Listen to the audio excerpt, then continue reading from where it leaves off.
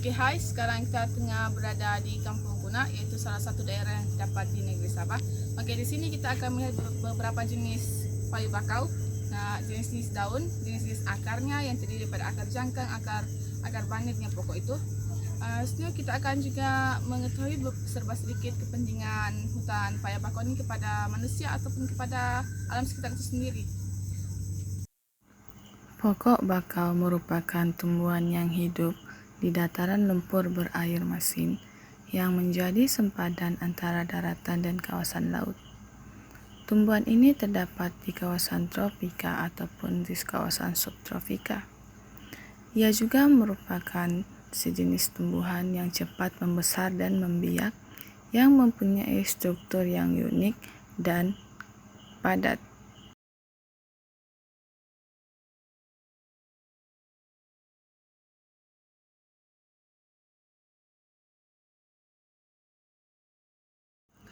Hutan bakau merupakan tempat tinggal bagi lebih 60 spesies tumbuh-tumbuhan, dan antara tumbuhan yang dominan sekali adalah api-api dengan nama saintifiknya yaitu Avicennia, bakau dikenali sebagai Rhizophora, berepet dengan nama saintifiknya Soneratia, dan juga Bruguiera.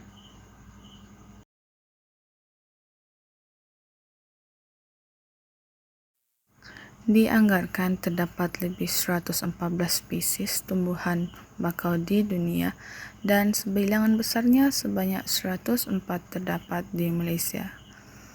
Dianggarkan 500.000 hektar hutan bakau terdapat di Malaysia, dan dapat dibahagikan bahawa lebih 50% terdapat di negeri Sabah, 20% terdapat di Sarawak, dan selebihnya terdapat di semenanjung Malaysia.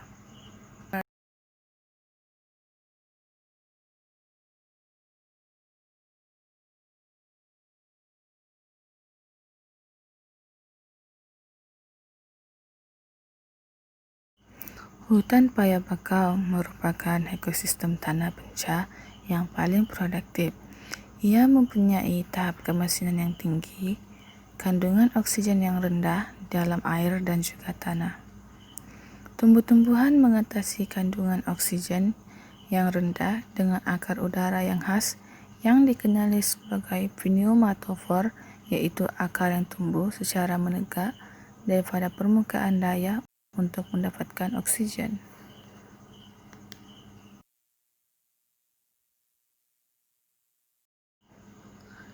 Kawasan payu bakau mempunyai tanah lembut yang seakan-akan kelihatan seperti tanah liat. Tanahnya yang berkelodak dan perubahan pasang surut tidak sesuai untuk perkembangan anak-anak pokok bakau. Oleh itu, tumbuhan kawasan hutan bakau mempunyai kaedah percambahan biji benih yang unik dikenali sebagai bibivariti.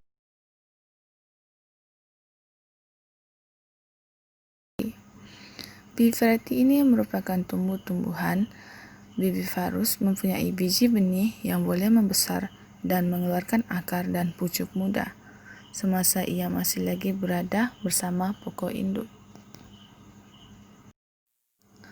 Pokok bakau mempunyai akar yang terdiri daripada akar ceracak, akar jangkang, dan juga akar banit.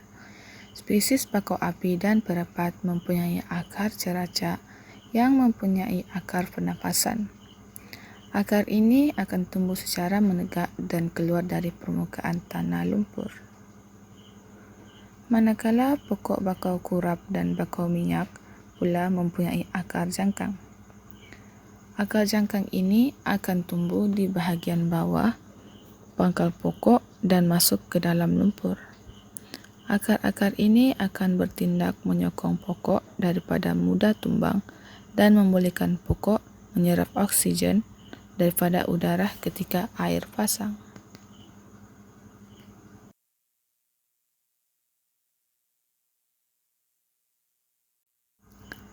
Akar jangkang ini akan menyebabkan pokok bakau dapat naik menegak dan akarnya yang bercaracak dan banyak cabang dengan ketinggian pokok yang dapat mencecah antara 4 hingga 30 meter.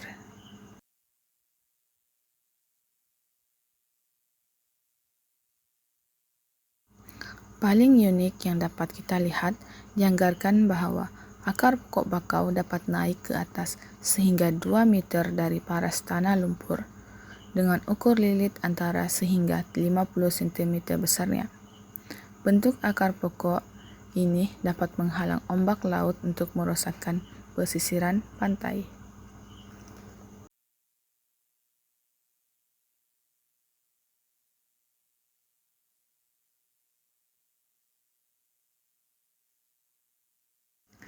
Daun-daun pokok bakau ini adalah berbentuk eliptik yang berkumpul di bahagian hujung ranting dengan susunan bertentangan iaitu single. Daunnya berwarna hijau tua dan juga muda dan mempunyai hujung tirus serta mudah untuk gugur. Pokok bakau juga biasanya memiliki buahnya yang berbulu dan bahagian bawah daun yang juga berbulu. Bulu pada daun bakau ini menyimpan air dengan memerangkap lapisan udara dan dengan itu mengelakkan kehilangan air melalui penyejatan.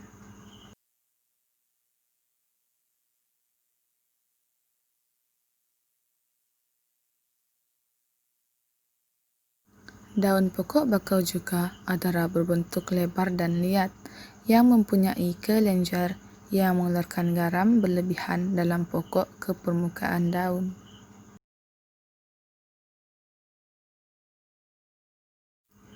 Pokok bakau yang terdapat di kawasan ini adalah pokok bakau minyak dengan nama saintifiknya adalah Rhizophora aviculata. Pokok ini adalah merupakan sejenis bakau yang mempunyai daun berwarna kemerahan pada pangkal dan bawah daun. Spesies begini mudah berada di kawasan tanah berlumpur di mana teksturnya halus dan dalam. Manakala terdapat juga pokok bakau kurap yang batangnya berwarna hitam dan bertompok macam kurap. Jenis pokok ini bercampur dengan bakau minyak dan tumbuh di kawasan pantai yang agak keras, sedikit berpasir dan kawanan banyak humus.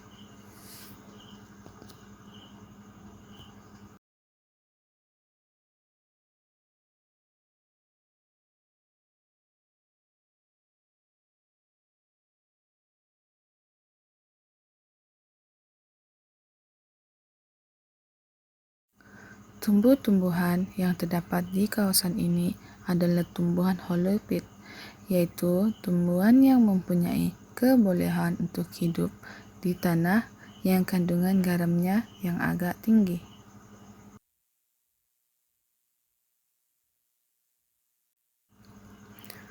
Fauna-fauna yang terdapat di kawasan hutan paya bakau ini pula adalah terdiri daripada akuatik, amfibia, reptilia dan juga burung. Antara hidupan akuatik yang dominan di kawasan hutan paya bakau ini adalah ikan, udang, ketam nipah, kerang, lokan, siput dan tiram. Di kawasan hutan paya bakau ini adalah dominan menjadi tempat tinggal untuk haiwan bergerak perlahan seperti siput atau yang tidak bergerak langsung seperti tiram.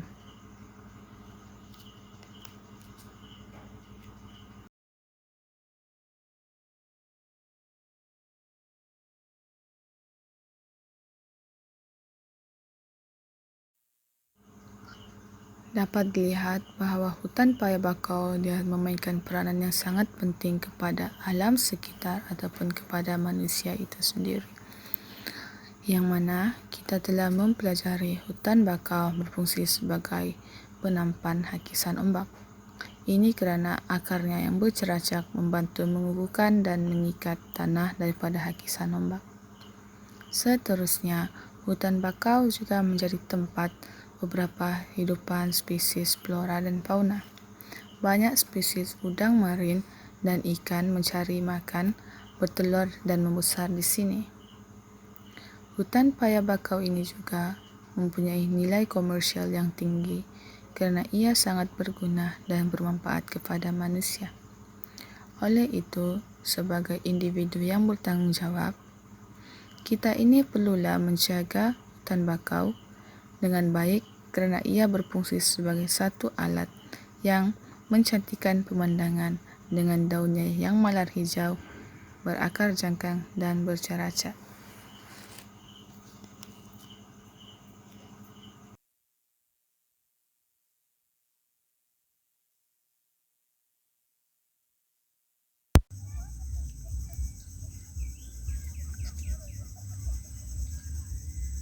Okey, seperti yang kita telah melihat beberapa kegunaan hutan paya bakau itu kepada alam sekitar maupun kepada manusia itu sendiri. Okey, kita sendiri mengetahui bahawa hutan paya bakau ini dia sangat berfungsi sebagai zon penampan ataupun penapis kepada ombak yang besar. Jadi ia juga berfungsi untuk mencantikkan keindahan alam semula jadi dengan dia punya daun yang malar hijau, dengan dia punya akar yang berjenis-jenis sama ada akar jangkang atau akar lutut ataupun akar banyer itu sendiri.